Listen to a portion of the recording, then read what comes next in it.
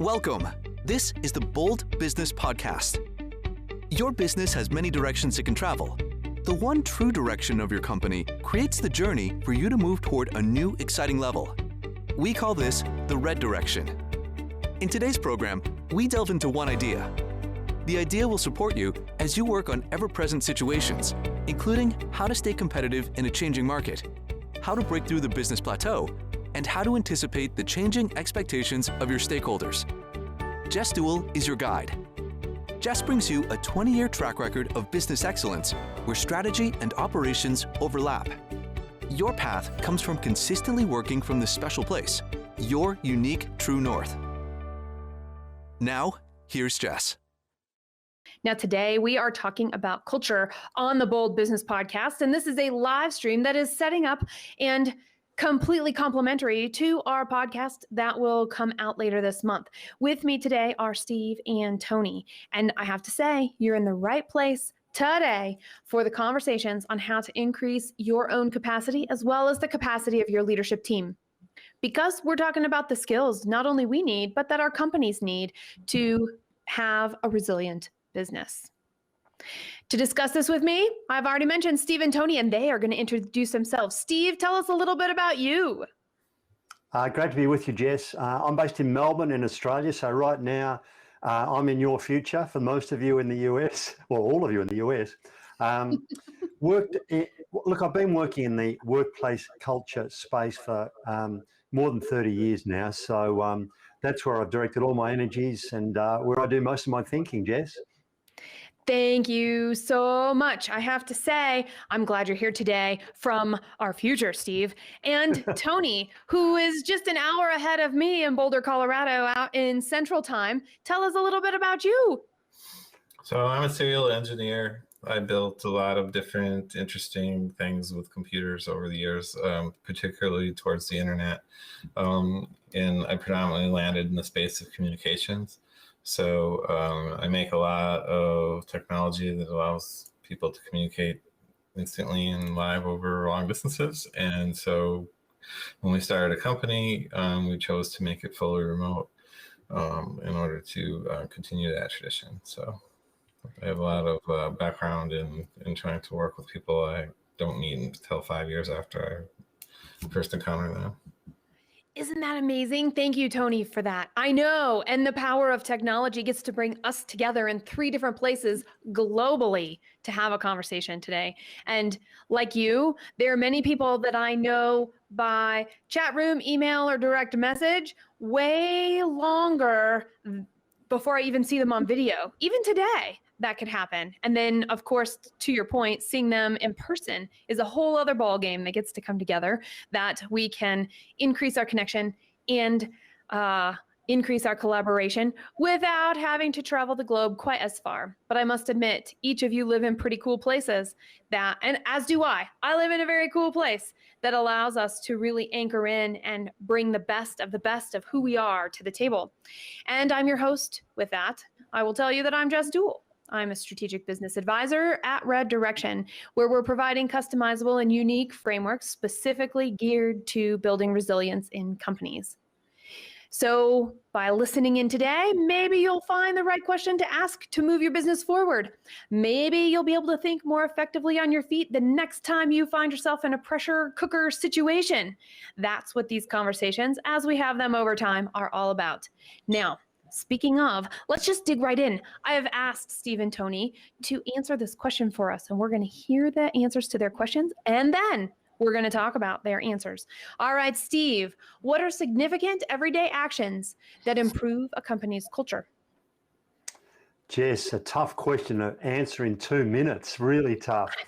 Look, I think there's 2 parts, and the first part is, I think, leaders need to gain real clarity around what workplace culture really means. So I think there's a paradox in that culture is talked about a lot, increasingly, I think, in recent years. But the paradox, I think, is that few people understand culture in simple and practical terms. So I've developed the concept of UGRs, unwritten ground rules, which I define as people's perceptions of this is the way we do things around here. And they can include things like at our meetings. It isn't worth complaining because we know nothing will get done. The only time anyone gets spoken to by the boss is when something is wrong, and so on. These drive people's behaviour, yet they are seldom talked about openly. It's the unwritten ground rules, or UGRs, that constitute a company's culture. So tip number one would be tune into and think through what are the UGRs in your team, in your organisation. So that's tip number one. The second tip is, and I draw on this after having worked with the leadership team a little while back, where I asked them this question. I think this is a vital question for all leaders. The question I put to this leadership team was this: if I went to your people and they're being candid and open and honest, and you leaders are not in the room, but your people are and I'm with them, how would they answer this question? What are your leaders' top 3 priorities? Now, I don't know about you, but I think that is a fascinating question to ponder. And I'd love to do that survey in any organisation, because I suspect that culture or people or values or some synonym thereof would not appear in the top 3 priorities. So the question is this for leaders, and this is the second tip: make a decision about whether or not culture or people or values is a genuine top 3 priority. Because if it's not, stop using the term, because you know what? You're probably doing more damage by spruiking the word culture and it not being a priority than if you didn't use the word at all. Make a serious decision. Is it a priority? And if it is, then you need to reflect on, now, what are the questions that we could be asking our people that will demonstrate culture is a top 3 priority? I think they're vital, Jess. I think that's my 2 minutes too. I think they are vital, and we're going to get to dig into those a little bit more. And Tony, I want to hear from you. What are significant everyday actions that improve a company's culture? So I think the first one is identifying the source of the culture, because it comes off like Steve was just saying, like, you just can tell with the word culture a lot without really understanding it. But in some ways it's like holding a scepter. Like, you have this magic scepter, and like, you'll be surprised to see how much influence you actually have on people. Like, it just flows in an interesting way that you don't really understand until you see it happening, because you're just like, oh, I'm doing my own thing, whatever. And all of a sudden you're noticing maybe there's someone in your company who has certain behaviors, and then, oh, look, everybody that works for them is like a little mini version of that person now. So like, it kind of just happens naturally. So paying attention to that, I think it's important. Like, where is the culture coming from, so that you can be sure that if you're actually trying to influence it, that's a good spot to start from, because that's the key point where everyone will kind of follow after it. And then I think the other one is probably giving people an opportunity to voice their mind. Sometimes we don't make people afraid to hide in the corner and like don't want to say something that might not be the most popular opinion, because no one's going to come and offer that to you unless you almost got to pry it out of them sometimes, because people just naturally don't want to tell you the stuff. And like, you'll only learn about it on their exit interview, which is less useful. So true. So true. And let's talk about that natural piece, because it ties in not only to what you were saying, Tony, but also, Steve, to what you were talking about too. The point being, having a process to understand and hear what people have to say in a psychologically safe way. And I think we all kind of get the concept of the first part, yet we fall a little short when it comes to the implementation. So we say we have such and such a policy. We say we can talk about certain things, yet nobody does those UGRs that Steve has identified. And so I'd like to spend a couple of minutes and hear from each of you. What are some the decision being made? Okay, this culture is a priority, understanding where it comes from and the influence and all of that. What are like some of the things that we've got to start with to recognize and be able to evaluate? Do we like the culture we have if we haven't been cultivating it? Well, Jess, I mean, your question's a really good one, because I think the starting point, if we're going to be serious about culture, the starting point is to gain clarity around our aspirational culture. So leadership teams need to sit down and consider what I think is a vital question. And that question is this: what are the key cultural attributes we need in place for us to truly be successful while making this a great place to work? Put more simply, the question is, what does our culture need to look and feel like for us to truly be successful while making this a great place to work? We need clarity around that aspirational culture, and we need commitment to it. And that's where the question about are we serious or not comes into play, because we need then to ask ourselves, are we serious about fighting for this aspirational culture? By the way, I think too often aspirational cultures, which are articulated through values statements, are created simply by people considering the question, so what do we want our values to be? Almost independent of strategic planning, business planning, and all that sort of stuff. So we need to reframe this to be central to our success while making it a great place to work. Once we gain clarity around that aspirational culture, collectively we all need to fight for it. There's no doubt that leaders need to take the primary role here, but we collectively should be fighting for this aspirational culture. And there's some tough decisions that need to be taken in doing that, if we're serious about it. Yeah, I believe it's kind of the other thing is that culture goes both ways. So you can create bad ones just as easily as good ones. So it's interesting to see where you have to kind of take the behavioral patterns and separate them out, because it can be like, you know, that it's a given, but, you know, they always say lead by example. Like, that's one thing that makes a big difference, because like if certain people in a company maybe feel like they don't have to do stuff that other ones do, then it creates this, well, I'm not doing it either kind of thing. Or like you can, if they see their boss, it's like jumping in, you know, and they'll just learn to do that same thing.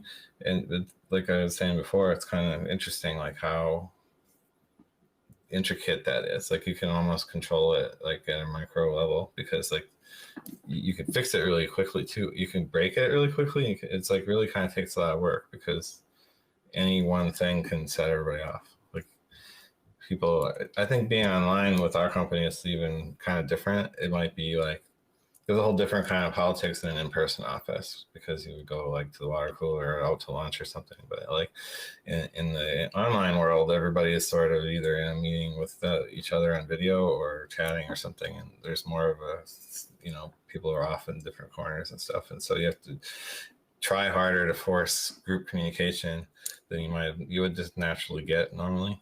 So yeah, there's kind of like a lot of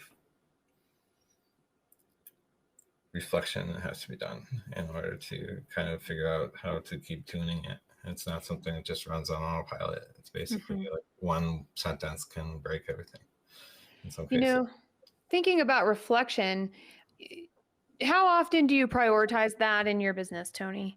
The reflection specifically around culture? Pretty much in the back of my head constantly.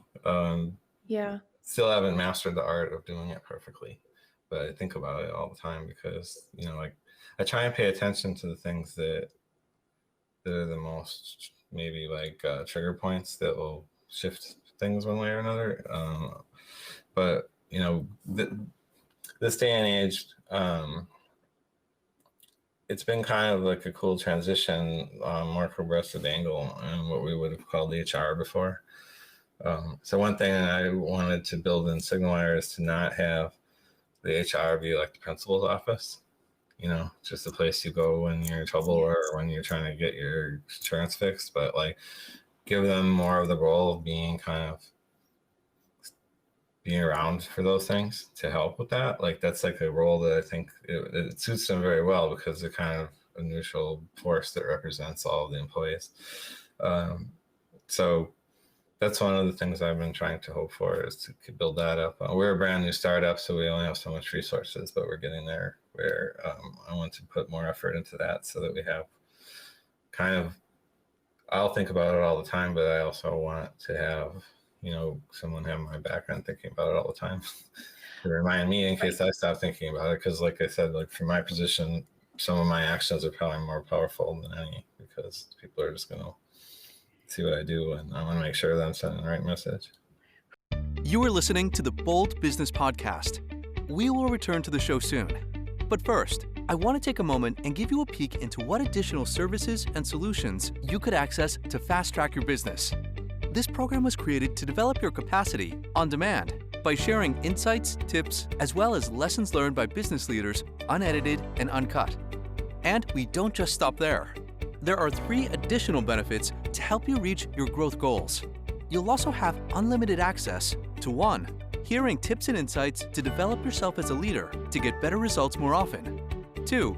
Experiencing viewpoints from many different business leaders. 3. Receiving frameworks to build core competencies and to more effectively focus on business growth and leadership. Altogether, the Fast Track Your Business program will allow you to face uncertainty anytime, anywhere.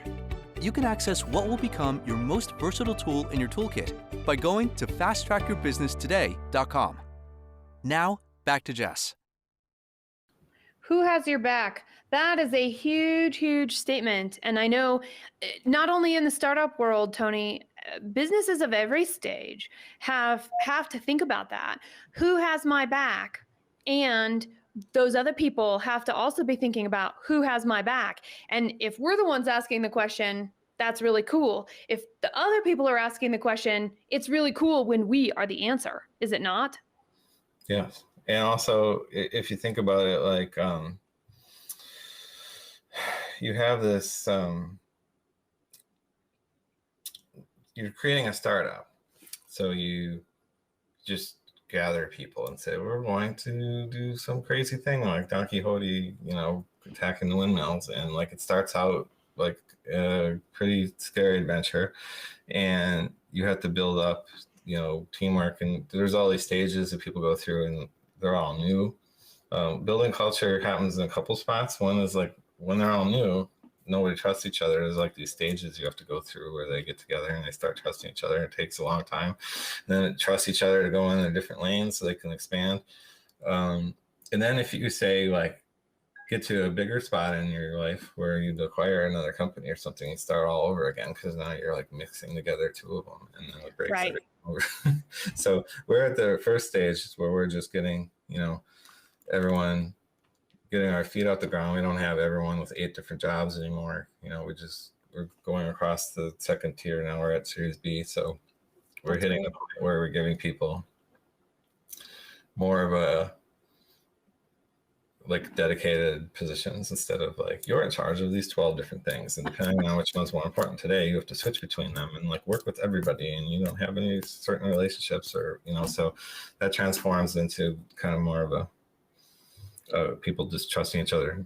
That includes like delegating, make somebody a manager who used to be the only person, like you are the product department, but now you're in charge of the whole thing. So you have to have more, you get to hire a team and those kinds of things. And then the trust thing comes all over again. And then the dynamic of the culture gets even more complicated because it's flowing through multiple chains of command. So yeah, they're all like hard. You have to pay attention to that all the time. It is an all the time thing. And I see Steve shaking his head because all I heard in that, these critical things of handoffs, the concept of it might not be my job today, but it might be my job tomorrow, but at least it's always my job. And someday it's, well, that one's not what I'm responsible for anymore, is what else, so there's that handoff. And then where does that handoff happen where it's not me handing off to myself, it's me handing off to another person. And I think that there are some elements in the way we do things here that can cause problems and things that we should be able to look out for. Right, Steve? Yeah, and Jess, I think, there's some really positive things from what Tony has just shared. And the fact that he is so conscious about the importance of culture is vital, because I think often, particularly in a startup context, the product or service offering is all consuming to the owners of the business. and the culture almost occurs incidentally, and it's a reflection of the owner's or the creator's personal values, and that's, you're either lucky or unlucky to have the values that the owner of the business has in place, right? But Tony's smarter than this and realizes that this is so vitally important, and indeed goes through stages. So I can remember working for a family company that had grown. And so there are critical incremental points in the growth of a business. So in a family business, typically what will happen is that the unwritten ground rules or UGRs will be linked to the personal values of the family. But this family business I'm thinking about grew quite dramatically, and it went from 50 to 100 to 250. And when it gets to, when it's getting larger, then it gets more bureaucratic. It has to, because there are more, it just has to. And there are then new UGRs that are created. And so, for example, people don't normally have access to the family as they used to when it was a lot smaller. So again, the culture is vitally important then, and we need to have clarity around that aspirational culture. And leaders need to be sensitive to the UGRs and the culture they're creating. So I'll give you an example, and this is to write on Tony's point, which I think was a really good one. If my value or cultural attribute includes a focus on customers, then that's all very well. But then people will tune into, well, what are leaders saying about customers? And if a leader can be heard talking about customers in a disparaging way after a phone call, then there's a logical UGR that's created, which says, oh, they talk about customer service, but we know it's not really that important. And so people deduce the UGRs in large part from the alignment between what people say, particularly leaders, and what they do.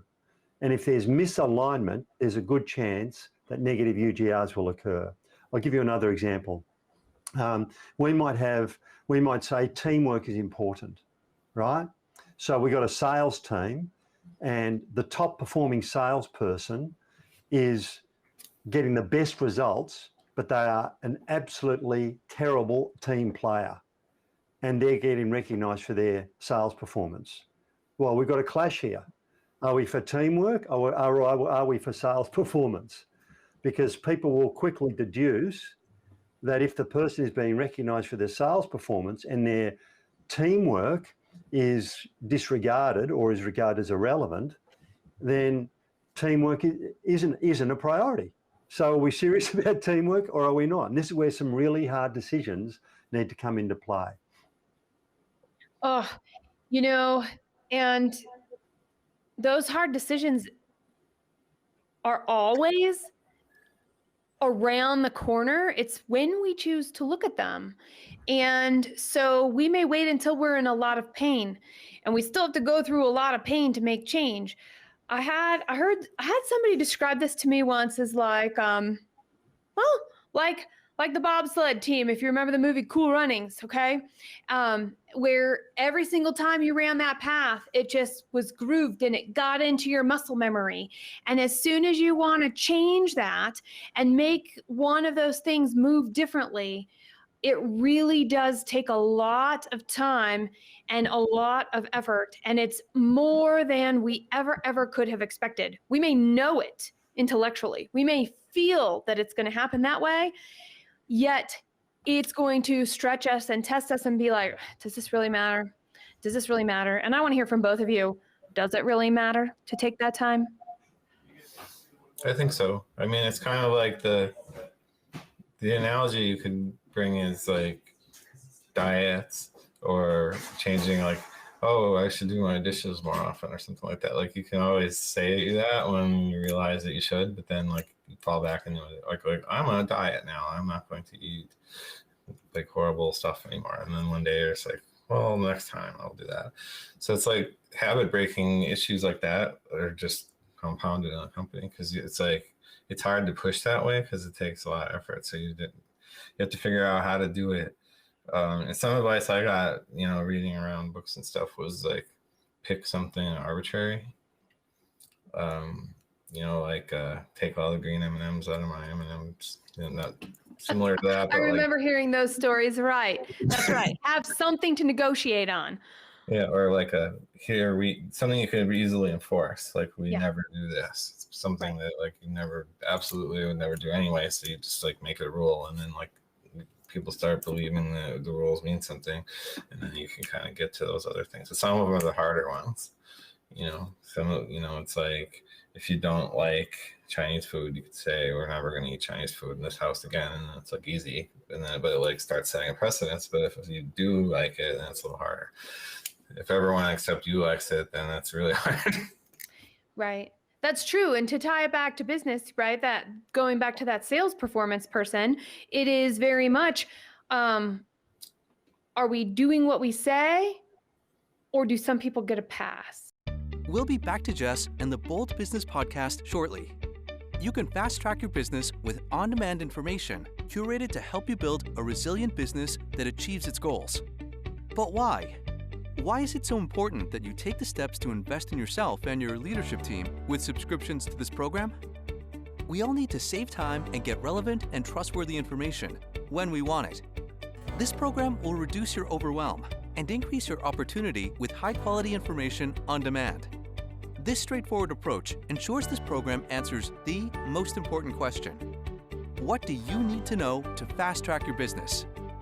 We answer this question by providing you a vast set of resources to help you work through complex challenges with exclusive articles, videos, podcasts, and access to Ask Jess Your Business Questions. You receive several benefits above and beyond what is available for free with a monthly subscription.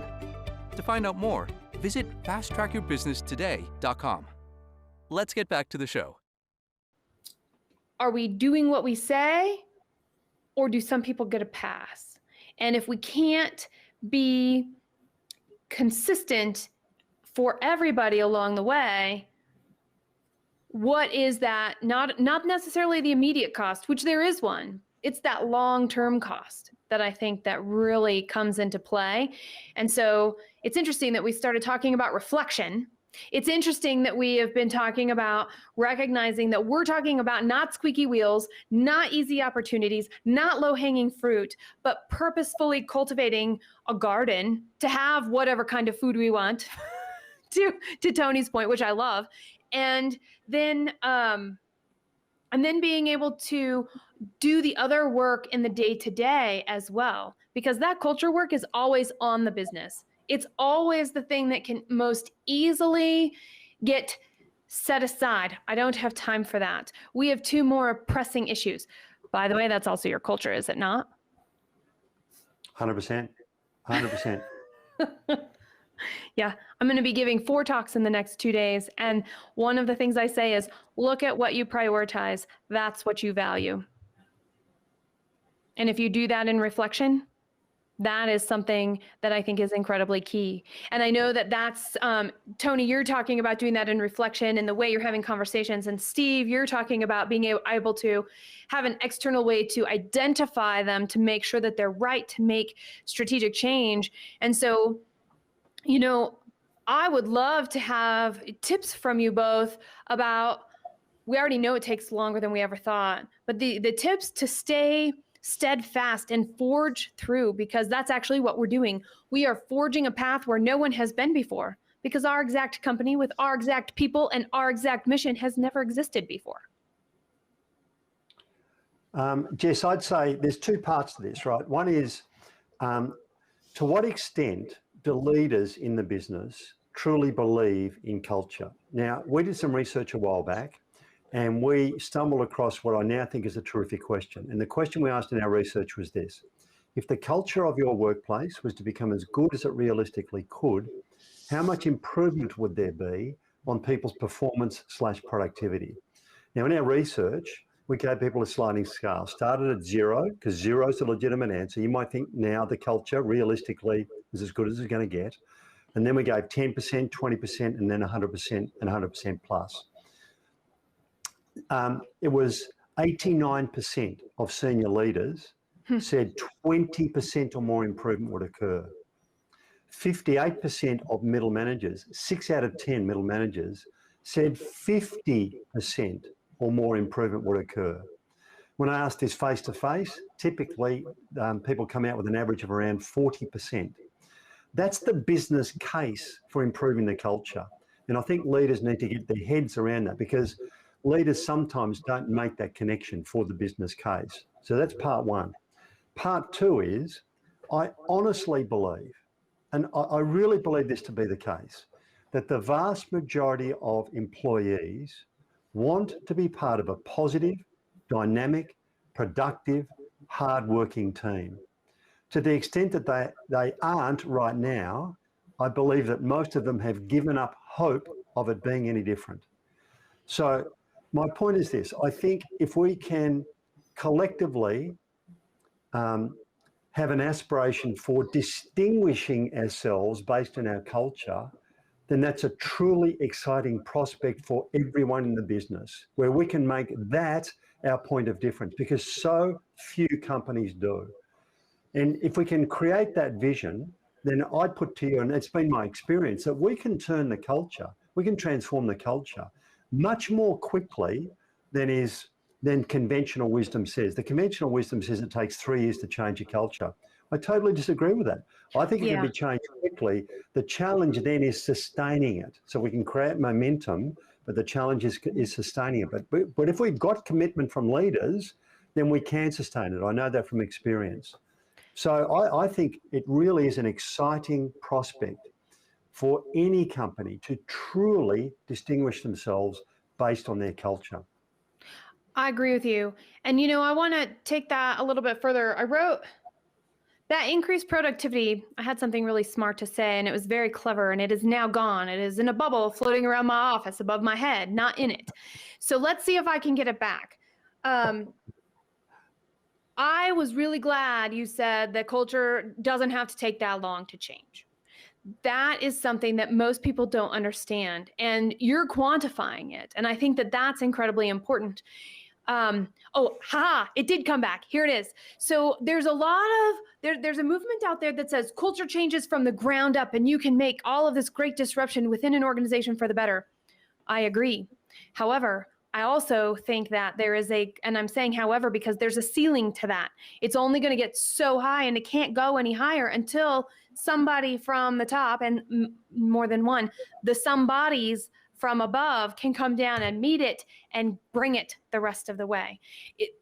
And same with top down. If there is not a belief from the top down, or if it's a flat organization from the center of each of the way that the structure is set up in a flat organization, it's not going to happen. And so my follow-up question to you, Steve, is how many people do you actually need to be able to be the ones to go just to hold it? Because not everybody can hold it and still hold the culture in mind and still go forward and do their jobs. How many lighthouses do we need along this coast to just say, yep, we're on the right track. Yep, here's exactly where you're at. Because I think there needs to be more than one.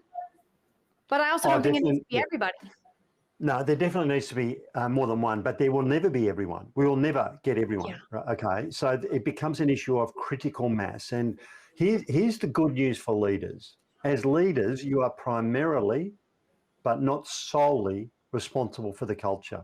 I think sometimes leaders take on too much responsibility, which, by the way, gives employees an out. And the out is so many employees sitting down, pointing upwards and saying or thinking, if only they'd fix things up, we'd be okay. Now, frankly, that's where my UGRs concept, I think, has a huge part to play, because once people learn about unwritten ground rules or UGRs, they realise that their personal behaviours contribute to the prevailing culture, and that's vital. We've got to get employees involved in this. So there's no magic number in terms of percentage, but it is about critical mass and getting a sufficient number of people, certainly the leaders, but in addition to that, the opinion leaders amongst employees, getting a sufficient number of them fighting for a more positive culture. My experience is that even the unhappiest people in the business do not want it to be that way. They've merely given up hope of it being any different. We can give people hope, and I've seen the most negative, cynical, skeptical people turn 180 degrees and become total advocates for a more positive, productive culture, which is a really exciting prospect. Oh, it is. Tony, have you had, and you're going through this where you went from everybody's wearing whatever hat needs the most attention in the day to a little bit less of that. Have you found some resistance and some needing to have these guideposts and people who will steadfastly say, yep, don't take it back. Yep, keep going forward. Yep, this is what it is now. Have you gotten to that point? And what percentage of people in your organization have that responsibility? Well, it all comes from direct relationships. People are hard. It's not my favorite pastime, like communicating with people all the time, but you can't just have a memo like starting tomorrow, we have switched our culture. We're all going to be nicer or something like that. It just doesn't work. Nope, can't have that. You kind of have to go. If you're trying to manipulate on purpose, you have two ways. You can just do stuff and everyone will copy you and it may or may not work. Or you're trying to choose certain things you want culture to be. Then you have to have communication with, you have to talk to the people who are now going to be maybe the middle management or the next tier down and give them that kind of treatment. You can just do it. You empower them. You know, they're going to have employees and then they have you. So you try and give guidance and those things. I think it's kind of like everyone does have to want to do it. But it's not as easy as necessarily like the creating it. You can't just. Have you ever had to deal with somebody that didn't have hope anymore? It happens, yes. Yeah. Because sometimes it's a matter of patience. Some of these things take longer to kind of happen than others, depending on what the thing is or whatever. So like maybe something, and also as a company, you have to make priorities about what to focus on in general with strategy and stuff. So maybe the thing that's going to fix the culture is going to be a little slow moving, you know, in one of the areas until maybe that department is fleshed out more or something like that. Other times, you know, it might be an easy thing, something everybody wanted to do anyway. And when you start talking about it, everyone jumps and runs with it or whatever. Or maybe some of the stuff, you know, a lot of people are already bought into and they just need to know that it's important. So you have all these different ones. So I think the negative shifts are, you get those quicker. Like you can't do the positive ones the same way I wish you could, but you can't just like get on the all hands meeting and go, okay, everyone now likes each other and you're all going to cooperate and be teamwork. But I think that it does help to encourage them during those times because people do want to know that they have a place and being part of a productive team, like Steve was saying, because you also have to remember in leadership role, especially in a startup, not everybody there is going to work 24 hours a day, you know, like, because as a founder of the company, you kind of expect that's what you're going to have to do. You have to find balance.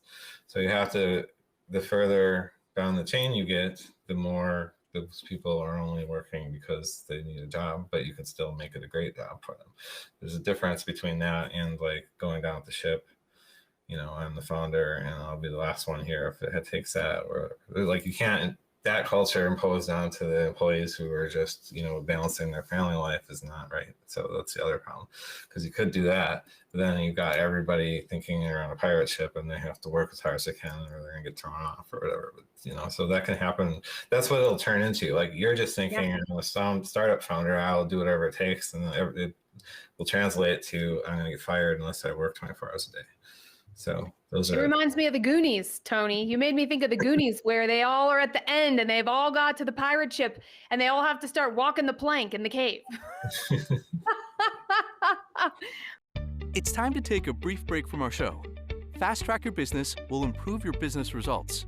This high-value program is an unbeatable value to make it easy for you to act now. With your subscription, you have access to Ask Jess your business questions and exclusive resources on key leadership topics.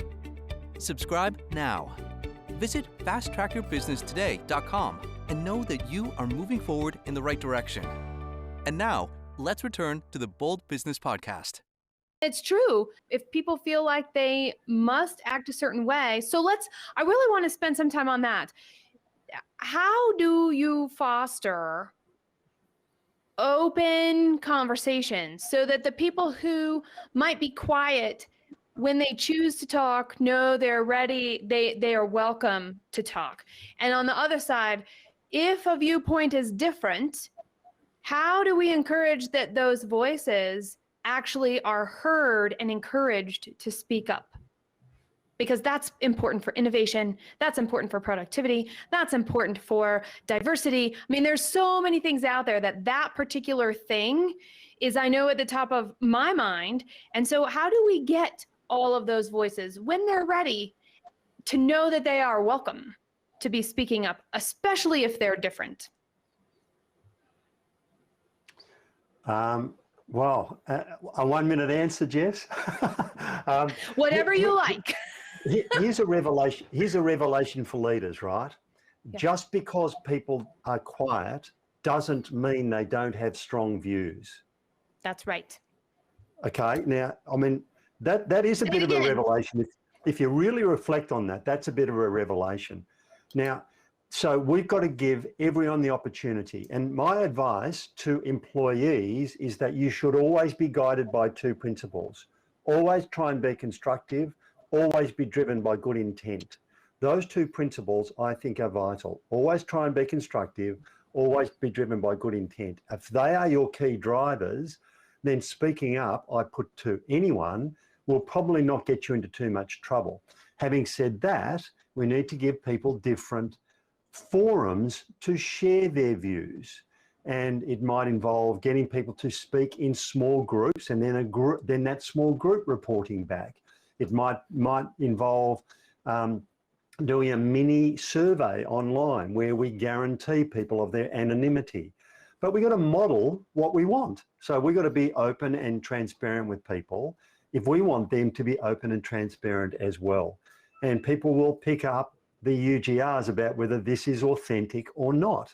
So, you know, we've got to genuinely seek views, and people will read that, after time at least, as being genuine. So, you know, there's no magic to this, but it is all about what's your intent as an individual leader and collectively as a leadership team. Mm-hmm. Anything you would add to that, Tony? Well, there's sort of a like a interesting way to involve teams. Sometimes you can do it during, like, when you're having social events and stuff, which is, like, for us again harder because everything we do is online. But giving people that forum, one of the ways we do it is one-on-one meetings that we have we're probably going to do it twice a year.